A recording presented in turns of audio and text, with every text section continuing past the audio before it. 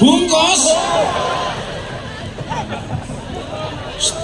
Mbokmu umure piro?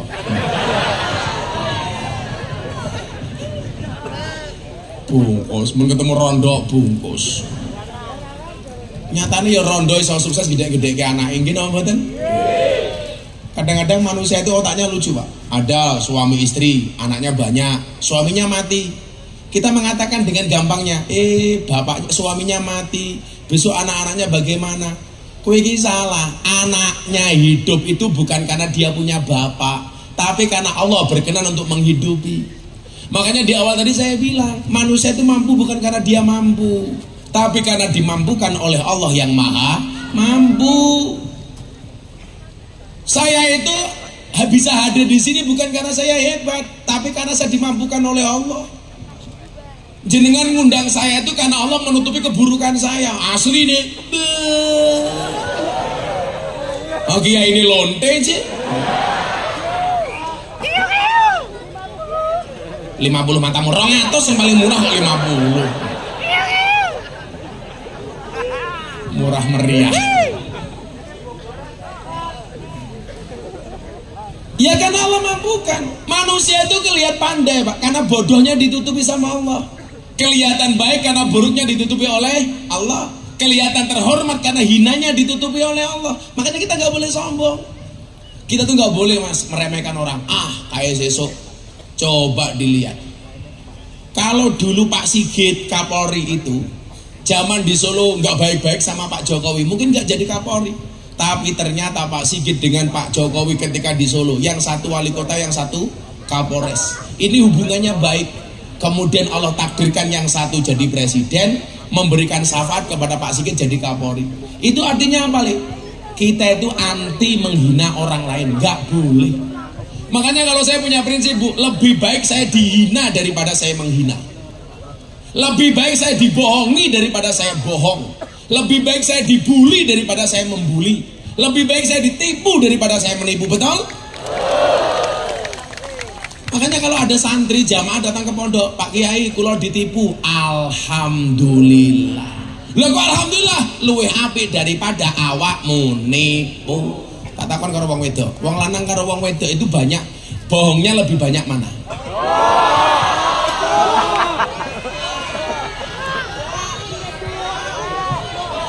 Yang kanan diem dulu, tak tanya yang kiri.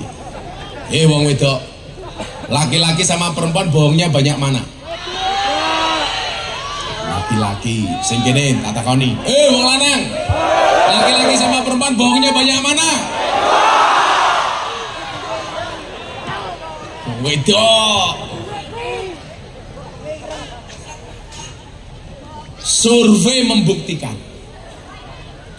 persoalan fisik perempuan lebih banyak bohong dibandingkan laki-laki. Tapi persoalan hati laki-laki lebih banyak bohong dibandingkan perempuan.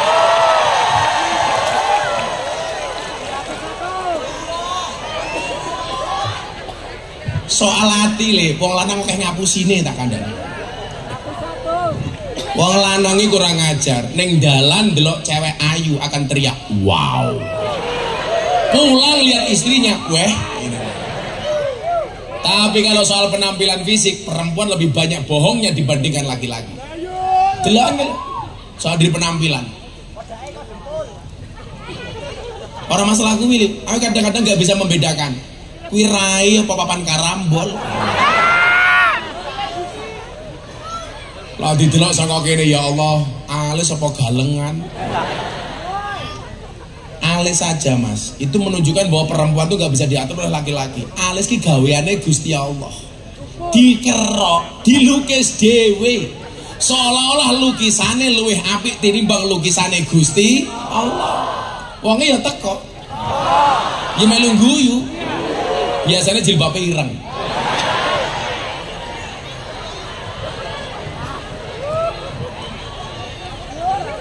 Sing jilbabe coklat insyaallah lebih parah.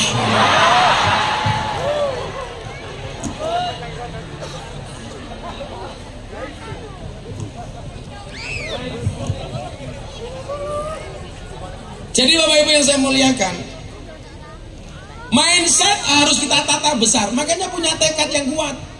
Itulah kenapa Imam Abi Dawud mengatakan hadis yang paling penting itu adalah innamal a'malu bin niat. Apa? Innamal a'malu birai. Cangkem.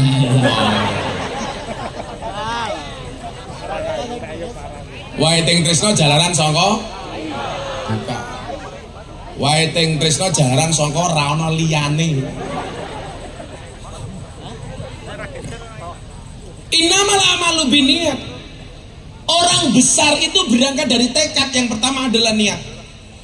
Saya dulu kalau nggak ada niat, Bu, berat. Mau sekolah nggak ada biaya, mau kuliah nggak diragati. Tapi saya punya tekad. Hidup di dunia tidak semudah membolak-balikkan tangan, tapi dengan tangan kita bisa membolak-balikkan dunia. Saya berangkat ke Jogja dari Lampung. Saya asli Jawa tapi lahir di Lampung. Puja Kesuma, putra Jawa kelahiran Sumatera. Kalau santri saya paling banyak Indo-Pakistan, bapaknya iblis, ibunya setan. Karena santri saya itu banyak datang ke pondok dalam keadaan mabuk. Bapaknya sopo yora ngerti, mboknya sopo yora ngerti. Saya berangkat ke Jogja, saya matur sama ibu saya. Makanya kemarin saya itu pas haji nangis betul. Saya bisa memberangkatkan haji bapak ibu saya, bapak ibu mertua saya, sama istri saya.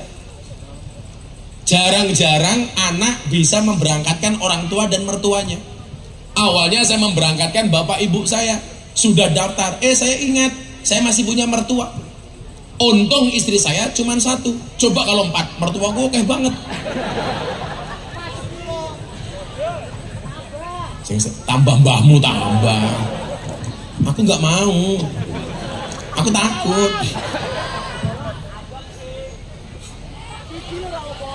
Si jiwa bojomu. Mas Hernanda bojone piro? Loro matamu loro itu. Oh apa? Bojomu langsung bertanya-tanya. Gue mulai perang dulu kayak gitu. Sabar, Dok. Yang dikatakan oleh mereka sumpah itu benar. Benar-benar salah. Saya bilang sama ibu saya, Bu, terima kasih ya, dulu ibu mengizinkan saya untuk berangkat ke Jogja. Di Mekah itu ibu saya tanya, Bu, anak ibu kan 5, yang 1 meninggal dunia, lanang kabeh Pak. Bapak ibu saya itu anaknya 5, pendowo 5. Tapi yang mati 1, mas saya nomor 2. Jadi saya itu hidup nomor 3. Saya masih punya adik 1. Delalah, anaknya 4 sing dadi wong cuma saya sendiri. Ya tegese ora kok munyuk no ya ora cok itu. Saya kisah disawang ngono lho, Cah. Masa berarti liyane munyuk Gus cangkeme. Kok kowe munyuk-munyuke dulurku. Kan aku jadi tersungging.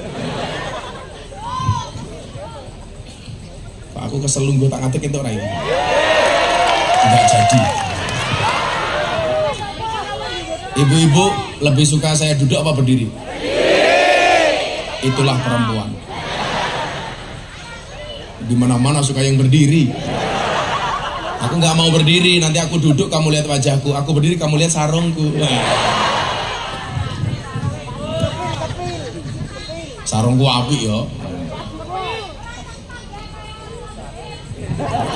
Kok cangkemmu lho, Bro. Aku mumet aku ngaji ning kene. Cangkemnya cerewet-cerewet. Mari kita akhiri pengajian kita malam hari ini. Enggak bahaya tah? Sallu ala Nabi Muhammad. Ini Mbak Woronya belum datang ya? Oh, sudah. Ini ngomahmu, sorry, kamu sama Woro beda pemikiran. Kamu mikir Woro, Woro mikir aku. Santai wae, cinta ditolak, Bandungan masih buka.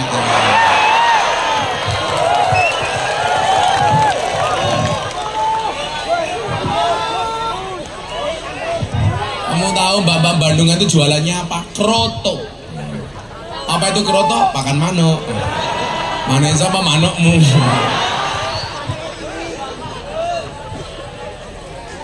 Saya ketahui. Kok bola-bali saya ketahui tenan apa cak iki? Kok murah mah. Yang pertama niatnya harus kuat. Maka saya dulu berangkat ke Jogja, ya sudah berangkat, saya bilang sama ibu saya, Bu, kula budal teng Jogja nggih. Mangkat le. Oh, ibumu rasa nyangoni le. Mboten napa-napa Bu, ora usah disangoni. Kula tak mangkat. Ibu ndongake kula mawon. Lah ibu saya cerita kemarin di Mekah. Setiap hari lahirmu le, ibu itu puasa. Saya lahir hari Minggu, hari Ahad. Minggu Pahing. Setiap hari Minggu ibu saya itu puasa. Lah, kakak dan adik saya itu setiap hari lahirnya ibu itu lupa puasa. Ternyata bener Pak, sing dadi sing diposoni. Masku lahir gak pernah diposoni, adikku lahir gak pernah diposoni, saya lahir diposoni.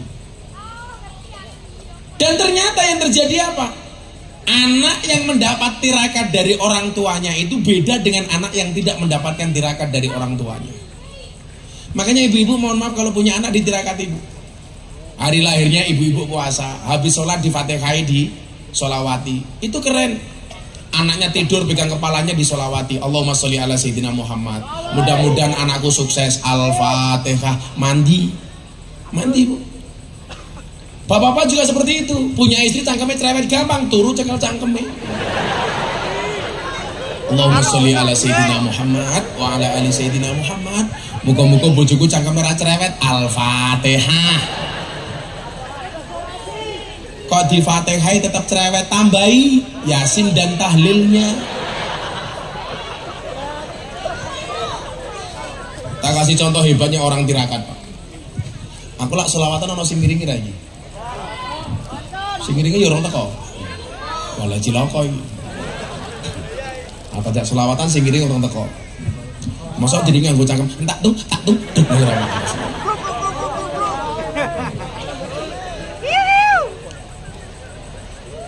Ternyata belum datang. Saya mau cerita tirakat ben supaya tekadmu kuat. Saya punya jamaah di Boyolali. Boyolali itu kan terkenal Superboy. Susu perawan, susu perah Boyolali. Susu perah. Enggak bahaya, karena laki-laki itu seperti soda. Kalau ketemu susu pasti gembira. Kenapa namanya susu? Karena jumlahnya 2, susu. Kalau 1, su. Kalau 3, susu. Kok tambah A? Ini Pak, ya tak ngantuk.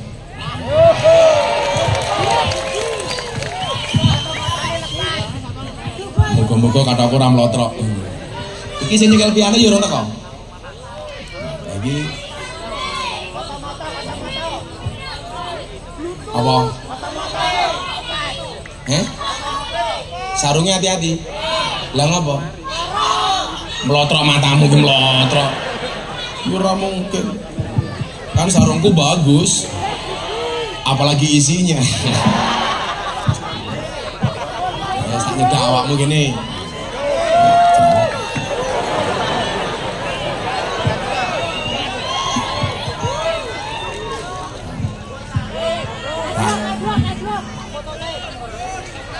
Ceritani. Aku mulai cerewet. Saya mau cerita bagaimana tirakat orang tua itu dengan tekadnya bisa menjadikan anak baik. Di Boyolali itu ada satu keluarga Bapak Ibu, pekerjaannya hanya tukang perah susu sapi. Karena susu perah Boyolali. Dia itu keren. Kerennya di mana, Gus? Setiap kali masuk kandang, dia wudhu dulu. Begitu masuk kandang, sapinya dikeluarkan, dia mulai memerah susu sapi dengan membaca sholawat. Anda tahu, dengan tirakat yang secara istiqomah dan konsisten dia lakukan, anaknya papat dadi wong kabeh. Gara-gara apa? Konsisten memulai pekerjaannya dengan wudhu, Dan ketika dia bekerja konsisten dengan sholawatnya. Begitu nyekel susu sapi diselawati. Allahumma sholli wa sallim ala Sayyidina wa maulana Muhammadin. Diteroke mung setetok.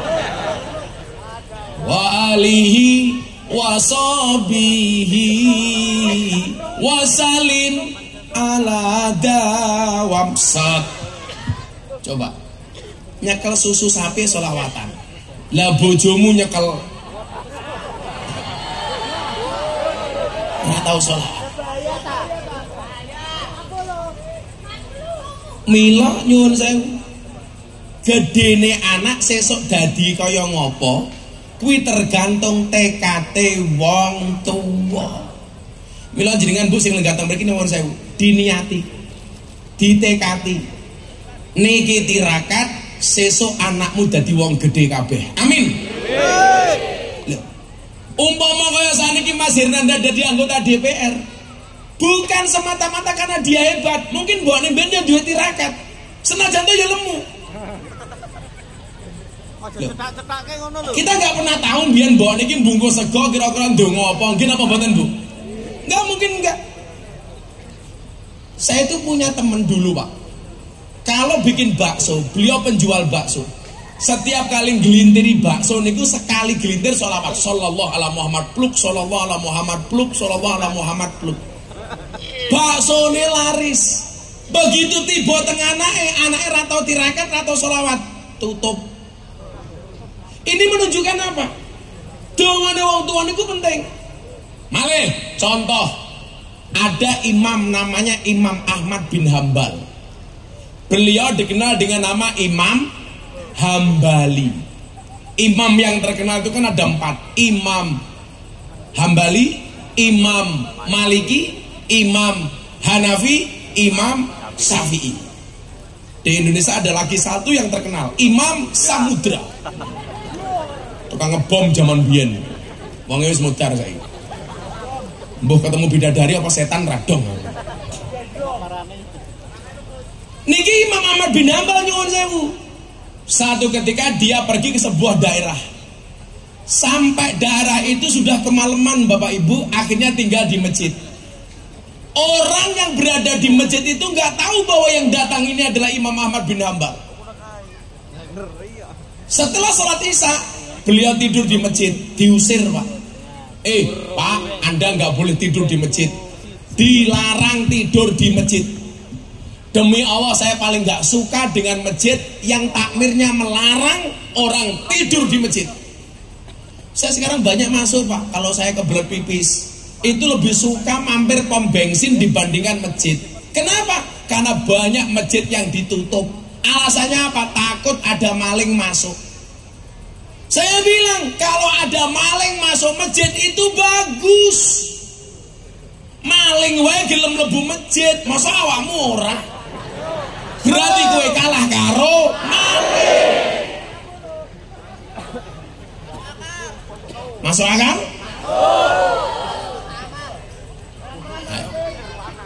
Dulu ada kejadian di Jawa Barat, ada anjing masuk masjid, orang marah-marah, diasar asu, yoncen asu kok. Kalau saya mohon maaf, saya ambil hikmahnya apa? Asu wae mlebu masjid. Masa wong limbangan ora berarti kalah karo asu. Nek kowe ngomong asu aja ndelok aku. Asu karo merendang asu. Kamu tahu bedanya anjing di Amerika sama anjing di Indonesia? Di Amerika anjing seperti teman, di Indonesia banyak teman seperti Mila lah awakmu pengen ngelek-ngelek aku takono koncoku. Soalnya sing paling pinter ngelek-ngelek aku biasanya konco dhewe. Imam Ahmad bin Hambal diusir, Pak keluar dari masjid. Akhirnya beliau tidur di serambi masjid. Masih diusir lagi, Pak kamu kok ngeyel? Nggak boleh tidur di dalam masjid. Kenapa kamu tidur di serambi masjid? Takmir itu kadang-kadang, kenapa nggak boleh tidur di masjid? Khawatir Gus, nanti waktunya sholat gak bangun. Saya mah seneng. Kalau ada orang tidur di masjid waktunya sholat gak bangun, gampang, disolatkan sekalian. Akhirnya Imam Ahmad bin Hambal ini keluar Pak dari masjid. Di tengah jalan ketemu penjual roti. Ditanya sama penjual roti, Pak sampean siapa? Saya musafir. Dari mana Pak? Saya dari jauh. Saya tidur di masjid diusir, di serambi masjid diusir. Apa kata penjual roti ini? Pun Pak jenengan nginep di tempat saya. Akhirnya Imam Ahmad bin Hambal yang penjual rotinya tidak tahu kalau dia Imam Ahmad bin Hambal, nginep di rumahnya penjual roti. Dikasih kamar, dikasih makanan, dikasih minuman. Karena penjual roti tahu ciri orang beriman itu adalah memuliakan tamunya. Makanya ibu-ibu kalau ada tamu tolong dimuliakan. Duwene wedang tamune diwedangi, duwene kopi tamune di kopini, duwene susu tamune di gaweke susu. Suson nih, saya nyoh. Aku ini ngaji, munggah panggung ini dicetol susu nyok. Tak balas rondo masih dong. Wong saya dijawet aku kok cabul gitu. Kalau lagi pengajian ini kok wadah pengalaman aneh-aneh. Sing lucu ini Jawa Timur banser lho. Aku mudun kok mobil diamanke karo banser. Kudune iki lak ngawal kiai sing diamanke jamaah. Ora kiai ini. Aku dipiting dulu. Ayo Gus tak amanke. Iki bajingan ki aku ngawal aku lho. Iso modar munggah panggungnya. Iki kiai apa tersangka maling pitik aku. Dimuenekke apa. Kadang-kadang ngliwati jamaah wis dijiwit, dijambak, dicetol, bokongku diciwel. Kan aku jadi ingin gembok ndase. Akhirnya orang ini menjamu Imam Ahmad bin Hambal. Ternyata penjual rotinya tidak tidur Bu, membuat adonan roti dan membuat roti yang akan dijual besok harinya. Dilihat sama Imam Ahmad bin Hambal, mulutnya sang penjual roti ini nyuwun sewu, selama membuat adonan roti cangkeme umak-umi. Langsung Imam Ahmad bin Hambal mikir, kayak gawe roti kok cangkeme umak-umi sing diwaca apa? Jangan-jangan mantra saka Samsudin.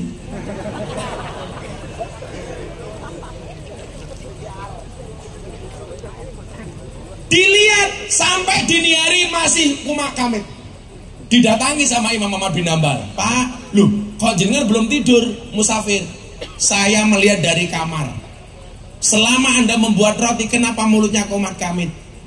Ternyata sang penjual roti mengatakan apa? Setelah dari dulu sampai hari ini, selama saya membuat roti, mulut saya tidak pernah berhenti untuk membaca dzikir. Saya tidak pernah berhenti membaca kalimat tasbih. Saya tidak pernah berhenti membaca kalimat takbir. Saya tidak pernah berhenti membaca kalimat tahmid. Saya tidak pernah berhenti bersolawat. Ditanya sama Imam Ahmad bin Hambal, ada nggak bedanya kamu bikin roti membaca dzikir sama enggak? Beda Pak. Roti saya laris, rezeki saya lancar, doa saya semuanya dikabulkan oleh Allah. Ditanya sama Imam Ahmad bin Hambal, musafir ini, ada nggak doamu yang belum dikabulkan oleh Allah? Ada Pak. Apa yang belum dikabulkan? Saya itu ngefan, mengidolakan seorang kiai. Saya minta berdoa sama Allah supaya saya ditemukan dengan orang ini. Tapi sampai hari ini saya belum bisa ketemu. Ditanya sama musafirnya, kamu mengidolakan siapa? Saya mengidolakan imam besar, namanya Imam Ahmad bin Hambal atau Imam Hambali. Tapi sampai hari ini saya belum bisa bertemu. Apa yang disampaikan oleh musafir? Pak, selamat. Perkenalkan, saya adalah Imam Ahmad bin Hambal. Gara-gara apa Bu? Dzikirnya, wiridnya. Allah kabulkan semua doa dan permintaannya. Ini menunjukkan apa? Bahwa lisan yang terjaga akan mempermudah doa kita dijawab oleh Allah Subhanahu wa Ta'ala. Kesimpulannya apa? Kalau kita minta sama Allah banyak ditolak, jangan-jangan selama ini mulut kita tidak terjaga dengan wiridnya. Makanya saya itu heran banget dengan Habib Lutfi. Kalau habis subuh jam 5 sampai jam 10 wirid gak berhenti. Zaman saya dibully gara-gara saya ceramah di gereja. Saya datang ke kamar beliau jam 5 sampai jam 10. Kulla yaum, tiap hari beliau dzikir. Saya tanya, "Bah, jenengan kan orang hebat, ibadahnya banyak, sedekahnya banyak, amalnya banyak. Kok masih mau wirid, kenapa, Bah?" Jawaban beliau apa? "Saya itu mursyid thariqah nih. Kenapa saya banyak membaca wirid? Untuk nambal. Mungkin murid saya ada yang kurang membaca wirid, ditambal sama Habib Lutfi. Lah awake dhewe muride kelas mung mat kolamcing, komat teko salam plencing. Komat mangkat, rampung sholat, tangannya diangkat, dongone singkat. Ya Allah, kau tahu yang ku mau. Amin.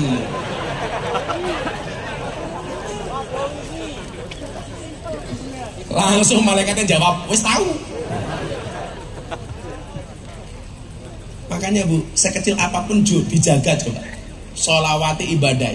Wis yo, senajan ora ana musiknya sholawatan yo. Mau sholawatan? Lagu lama apa lagu baru? Lagu baru belum jadi. Rondo Kempling mbahmu. Lah awakmu seneng campur sari tak nyanyeke kae lagu Didi Kempot, Stasiun Balapan.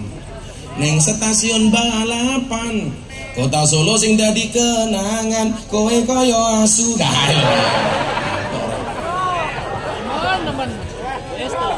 Ora ana musik kok medasku ya. Tak pikir mau bareng karo Mbak Woro ngiringi. Dulu Mbak Woro cek dandan. Itulah perempuan ribet banget. Lah kaya cacahku ya simpel lelas. Kaya Hernandawi simpel, baju siji, peci siji, katok siji, paling ra sempakan. Ndal gandul mbahmu. Kaya ngono le sak dibojo. Sing lanang nyeluk sing wedok gondal. Sing wedok nyeluk sing lanang gandul. Jadi panggilnya keluarga gondal gandul. Kirupane kaya Kipli.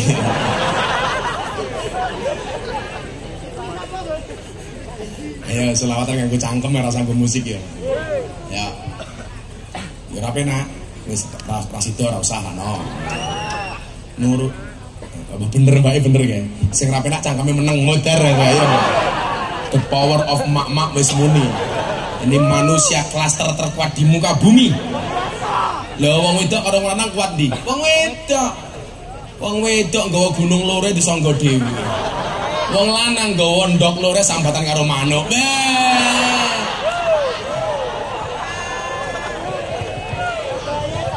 Depane Kipli.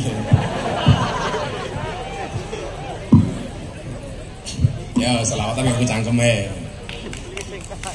Ya Rasulullah,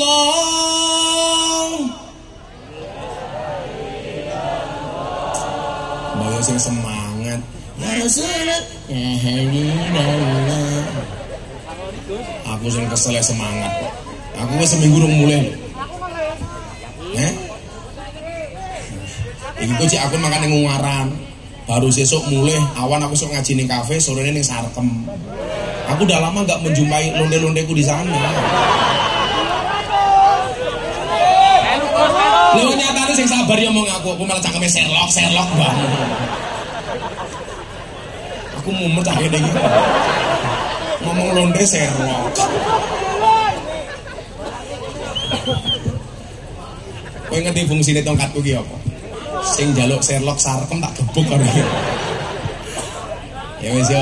Moga-moga kanthi selawat yang kita baca berkah untuk keluarga kita. Amin. Semoga yang datang susah disenangkan, yang sedih dibahagiakan, yang sakit disembuhkan, yang bermasalah disolusikan, yang jomblo segera dinikahkan. Ada jomblo di sini?